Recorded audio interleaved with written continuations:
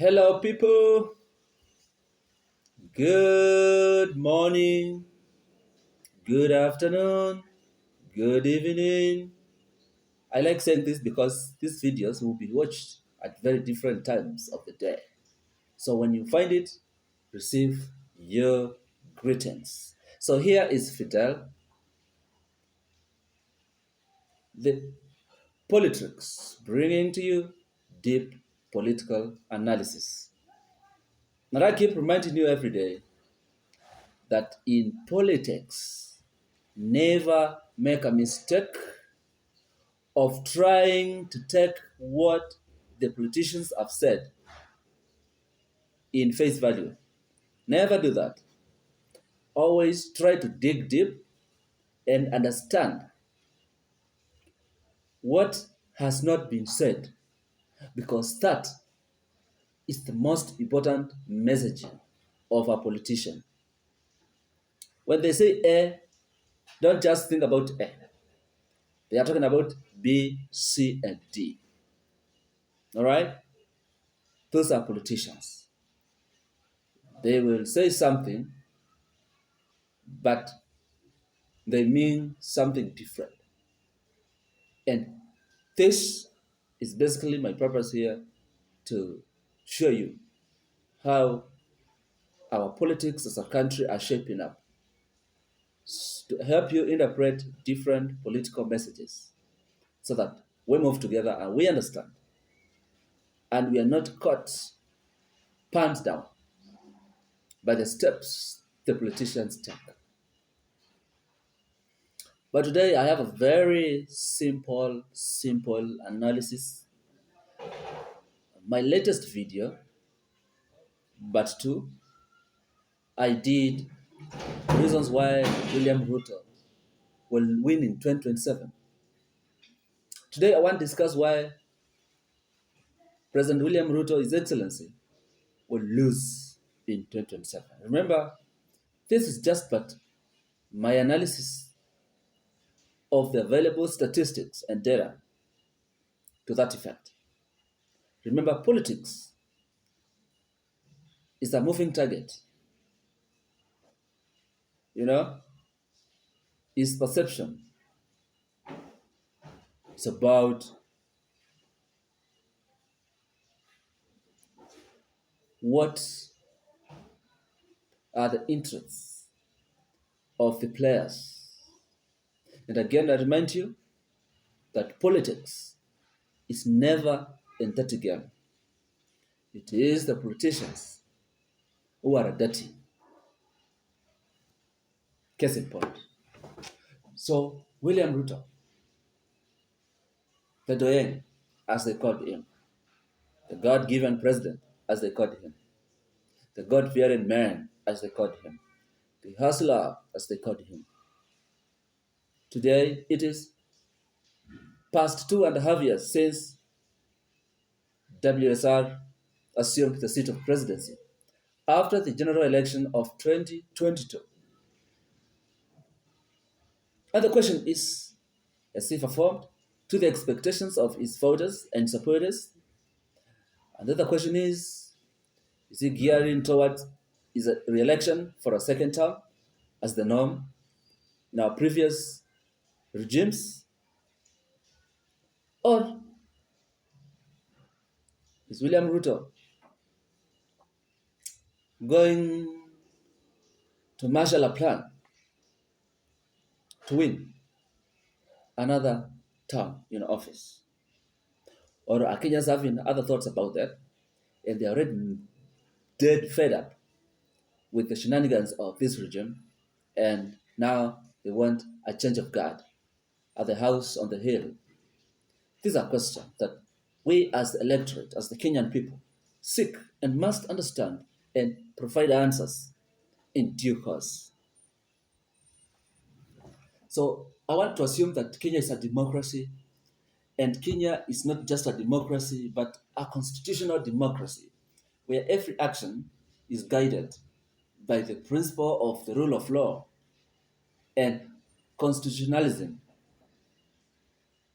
Our democracy is based on a constitution, a constitution is alive to the threats, to the plight, to the dangers, to the good days, to the norms and values of our nation.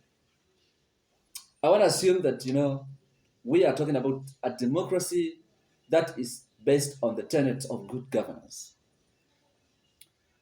So, because Kenya is a democracy,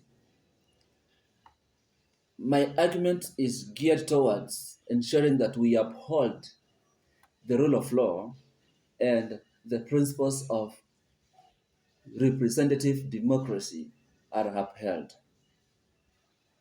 We do elections after every 5 years. Therefore, the expectation is that William Ruto will serve up to 2027 as per the law, because my interpretation has to be as per the law.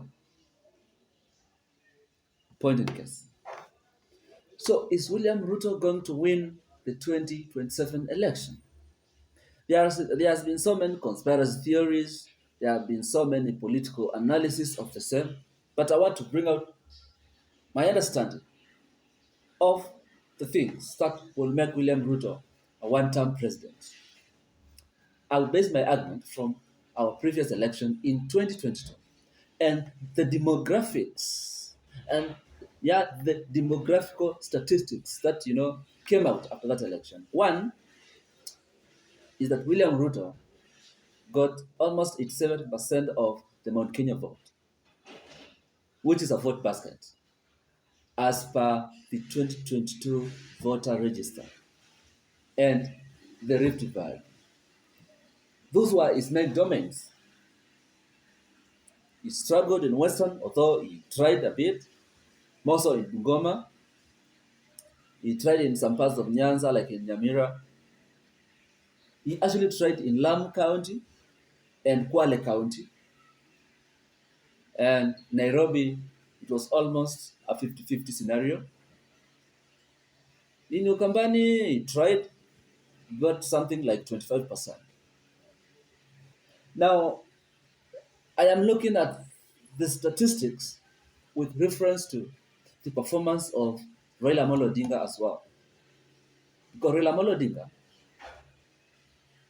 always scores highly in different parts of the country, but the votes are never enough for him to become president.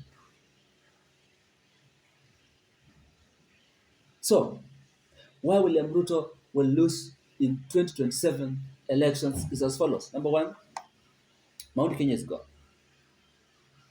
So if Mount Kenya is gone and gone for good, I can actually not give him zero, because there are still people who would want to vote for the president.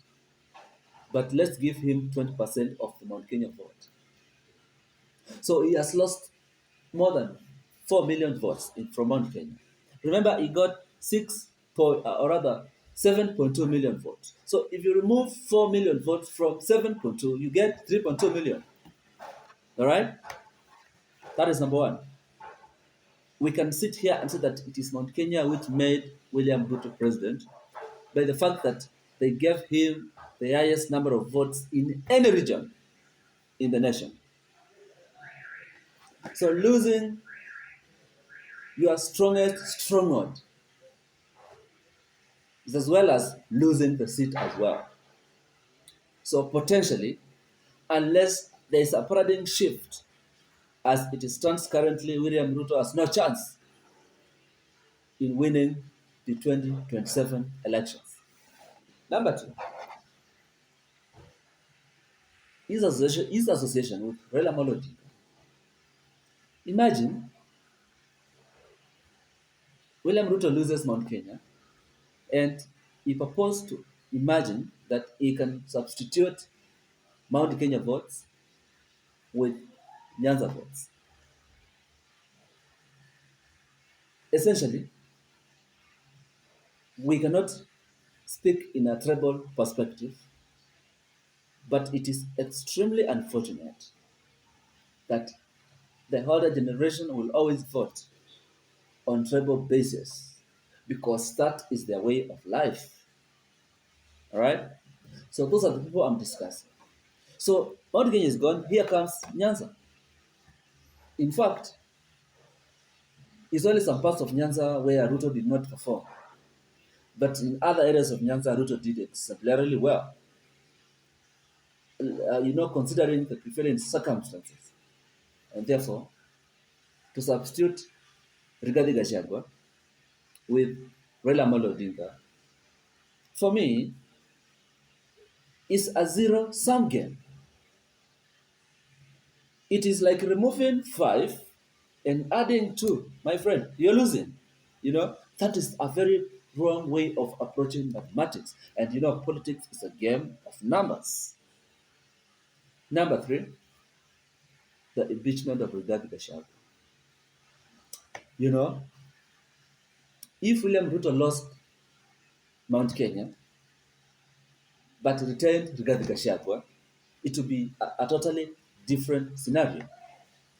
Therefore, impeaching Rigathi Gachagua and coming out clearly and owning the impeachment process and profiling him as tribal, then it's a masterstroke which is counterproductive to the president.